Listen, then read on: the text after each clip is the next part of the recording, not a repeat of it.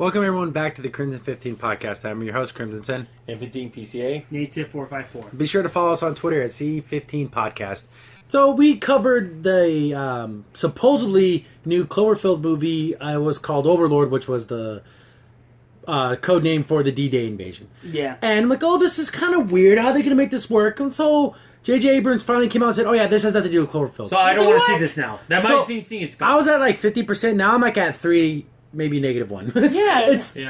It's so what the hell? Why did it start out as a Cloverfield movie and all of a sudden they realize, oh, this has nothing to do with I think it's getting so far away from what he wants to do with Cloverfield. It's probably like, yeah, we're not going to fit it in. And this is also the problem with the day and age that we know everything about everything. Yeah. Maybe it was at first, and then they started changing. But since we knew right away, And JJ, every day I'm liking him less and less. He's just saying stupid stuff. All the crap with the second unit director bullcrap. Watch that video for Star Wars. And then this is him talking about Overlord. It's bat blank crazy. What? That's what you say about your movie? It's badass crazy? When you say it's definitely out there and it's going to be very cerebral or something, you don't say... But that's such a little kid way of talking. JJ, did you get hit in the head? Like, used to be a cool... Like, I used to think J.J. Abrams was a really cool director. Now I'm starting to lose faith in anything he does. I think it's called the Hollywood effect. You stay in Hollywood too long, it fills your head of garbage, and it just gets worse and worse. Yeah, you think you could start out with a better word than that. And then he continues on. It is a crazy action sci-fi film that takes place during World War II. It's not a Cloverfield movie. We're developing a true dedicated Cloverfield sequel that is coming to theaters very soon. So what does that mean? So what's this about then? Why'd you even make it have it sound like it was part of Cloverfield then? Why was the pretense? Yeah. Why not get ahead of it and say, whoa, guys, this is something completely different. And what's going to stop you from doing this again, saying, oh, this is not part of that universe, it's part of this, or it's separate? So it looks like it's still keeping the same story for Overlord. This is their description of it. On the eve of D-Day, American paratroopers drop behind enemy lines to carry out a mission crucial to the invasion's success. But they approach their target, they begin to realize there is more going on in this Nazi-occupied village than simply a military operation. They find themselves fighting against supernatural forces, part of a Nazi experiment. And so that's still that basic description, and that connection to Cloverfield, like, time travel, is it monsters? Now it has nothing to do with Cloverfield, so... I thought they were going to be ambitious and go, okay, when the Cloverfield experiment happened, if you saw the Netflix movie Paradox, everything happens at the same time. So even though it's in the past, it's happening for the first time. Exactly. So that's why it doesn't affect the future. I thought they were going to do that because maybe it was so high-mind concept, maybe they thought movie theater goers wouldn't get it. But that's what would have made it kind of cool in its own little thing, is if they would have tried to weave all these things together. Yeah. Maybe it got too hard for him to do. It says it has an October release date. That's right around the corner. And what about this other Cloverfield movie? I have no idea. But absolutely, there's nothing. And I was also reading that they're saying there's going to be 2 more Cloverfield movies.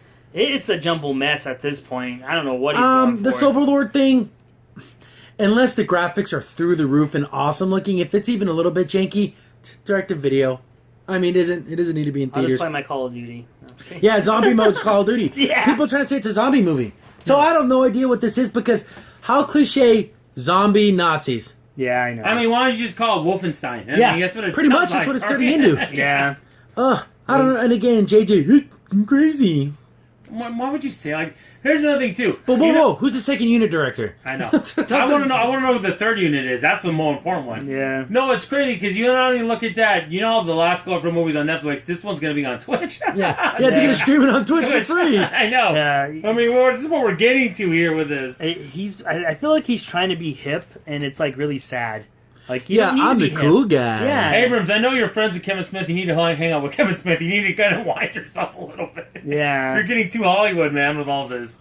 Yeah, because like we said before, the first Cloverfield movie was cool. The second one was a suspenseful thriller. Oh, yes, and the Paradox one just was like, the crazy one. Yeah. Man, like I said, go back and watch just the trailer from the second movie. Oh my goodness. It's a lot of suspense. Intense. It's super cool. I mean, the whole time in the movie theater, you're intense. Like, I'm telling you, it's I know. amazing. I've actually talked to people that aren't into the whole sci-fi thing, and they thought Cloverfield 2 was so good. Oh, yeah, it was great. It was great. It was one of the unsung things. I don't want to get there. We're talking about Cloverfield, but that was my favorite one. Yeah, see, I'm trying to read through this article. It says, until the end, that is, now that we see me might get some true answers with the dedicated sequel. As in Paradox, the baby has grown past the cloud line. Yeah, because remember the first monster in the first movie wasn't that big. It was big, but this thing was above the clouds. That is so humongous that this thing could even sustain itself. Yeah, I don't think I would have to be eating literally metric tons. I mean, I'm gonna have a crazy theory here. I don't know if it's true or not, but maybe it's like the last episode of Next Generation, where it's big in the future, and as it keeps going back in the past, it gets smaller. Maybe. Or, Maybe it's a reverse anti-time thing. Yeah, because since it happened in the future, it rubber banded back. So weird. I mean, I know. I'm just saying we're getting into like really high-fluent concepts. Yeah, because you were thinking if it happened back in World War II, that's when it was smaller. Small, and then you could have did that. Yeah. But now we're getting really, But that, but I guess that would fit the bet insane. Okay, we get it. I don't know, JJ. Stop saying stupid crap. And maybe I can start liking you again, but you're kind of on my watch list of people that I can't believe fell down. Maybe he's always been bad, and we just figured it out, and it just finally hit. No, maybe it's kind of like maybe he had a longer shelf life than Zack Snyder, but it was like Zack Snyder, he just kind of fell. He made a couple decent to good movies, and then after 300 and Watchmen, it was downhill. Crimson Sin here. Thanks for watching, and be sure to like, sub, and share. Also, for the most up-to-date information about the podcast, follow us on Twitter at C15 Podcast.